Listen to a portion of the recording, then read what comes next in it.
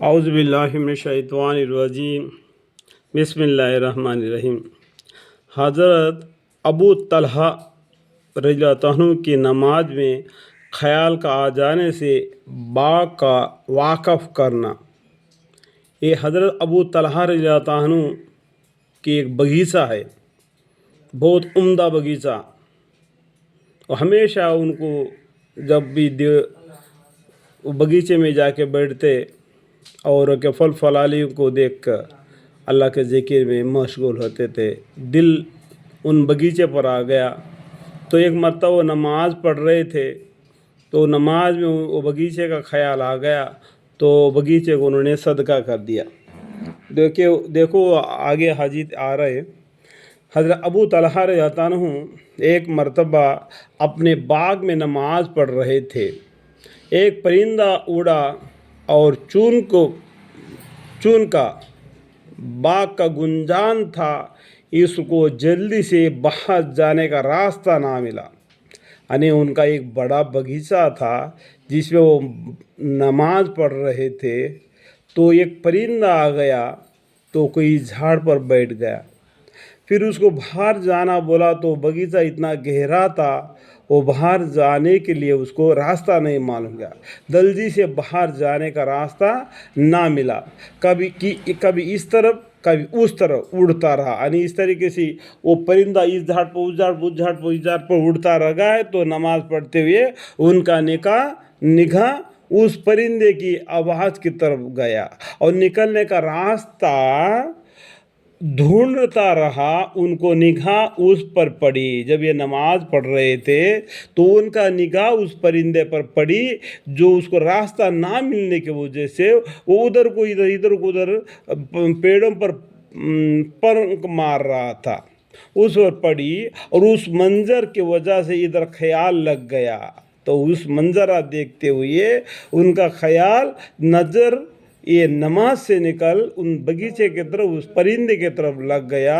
نگاہ اس پرندے کی ساتھ پھیرتی رہی، دفعتاً نماز کا خیال آیا تو سوہا ہو گیا کہ کون سی رکعت ہے، نہایت قلق ہوا کہ وہ دل دماغ اس پرندے کی طرف اس باغیچے کی طرف گیا، تو ان کو یہ خیال ہوگا کہ میں نے کون سا رکعت پڑھ رہا، پہلے رکعت میں ہے یا دوسرے رکعت میں، ان کو اس کا معلوم نہیں ہوا، ان کا اندازہ نہیں لگا سکے کہ اتنا دل ادھر کو گیا، کون سی رکعت ہے۔ نہایت قلق ہوا کہ اس باغ کی وجہ سے یہ مصیبت پیش آئی۔ دیکھو اس نماز میں، اس باغ کے وجہ سے، اس باغیچے میں میں نے نماز پڑھ رہا تھا صحابی، تو پرندے کی وجہ سے یہ مصیبت آپ پڑی کہ نماز میں بھول ہوئی، فوراً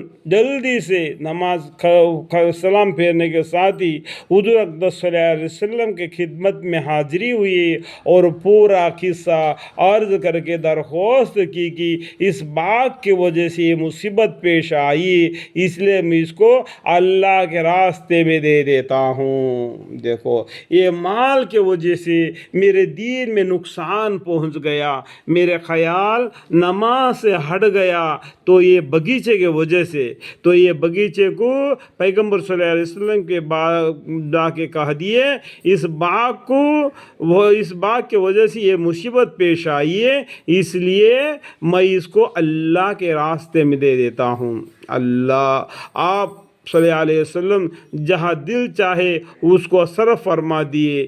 اس طرح ایک اور قصہ حضرت عثمان رضی اللہ عنہ کے زمانے خلافت میں پیش آیا کہ ایک انصاری اپنے باغ میں نماز پڑھ رہے تھے، کھجوروں پکنے کی زمانہ شباب پر تھا، اور کھجوروں کی بوجھ اور کثرت کے جھوکے پڑے تھے، نگاہ خوشم پر پڑی اور کھجوروں سے بھرے ہونے کی وجہ سے بہت ہی اچھے معلوم ہوئی۔ وہ کھجوروں کے باغیچہ تھا، پورا پیڑ کھجوروں سے لٹکے ہوئے تھے، تو کھجوروں کے پیڑوں کے طرف، باغیچوں کے پھلوں کے طرف ان کے نگاہ पहुंची, मालूम हुआ ख्याल इधर लग गया, जिसके वजह से ये भी याद ना रहा कि रकातें हुई यानी कितने रकातें पड़ी, ये भी याद नहीं रह गया कि बगीचे की तरफ उनकी नज़र पड़ गई। इस रंज और सदमा का ऐसा गलबा हुआ कि इसकी वजह से ये टान ली कि उस बागी को अब नहीं रखना, जिसकी वजह से ये मुसीबत पेश आई। अल्लाहुम्मा अग़फ़िर अली, अल्लाहुम्मा। चुनांचा हज़रत उस्मान रज़ियल्लाहु अन्हु की खिदमत में हाज़िरी हुई वो अंसारी साहब और आकर अर्ज़ किया कि ये अल्लाह के रास्ते में ख़र्चा करना चाहता हूँ, इसको जो चाहिए कीजिए। उन्होंने इस बाग को 50,000 में फ़रोख्त करके इसकी कीमत दीनी कामों में खर्च फरमा दिया। देखो 50,000 में उस ज़माने की हालत में उसका कीमत उतना था, उस पैसे को लेकर दीन के कामों में खर्चा फरमा दिए। यानी कोई गरीबों को खिलाया होगा या जो जिहाद के लिए घोड़े और तलवारों की ज़रूरत पड़ती है उसको दुरुस्त किए होंगे, अल्लाह बेहतर जाने। ये ईमानदारों की ये हालत ही नमाज़ों की वजह से, नमाज में इस तरीके से खलकल मचने की वजह से, ये दुनिया फ़ानी है, ये दुनिया के वजह से अपना दीन इस्लाम के अंदर में जो नमाज का जो मर्तबा है उसको खो दिए। उनका डर के वजह से उन्होंने क्या किया, बागों को तलक कर दिया, उनको सदका कर दिया दीन इस्लाम के राह में। ये ईमान की गैरत है कि नमाज जैसी अहम चीज़ में ख्याल आ जाने से 50,000 दरहम का बाग एकदम सदका कर दिया। अल्हम्दुलिल्लाह, अल्हम्दुलिल्लाह। नमाज कैसे पढ़ना है? हदीसों में आता है कि मैं अल्लाह को देख रहा हूँ, अल्लाह की तरफ मेरे निगाह है, मैं अल्लाह के सामने खड़ा हूँ, मैं अल्लाह को देख रहा हूँ। इस तरीके से नमाज पढ़ना चाहिए।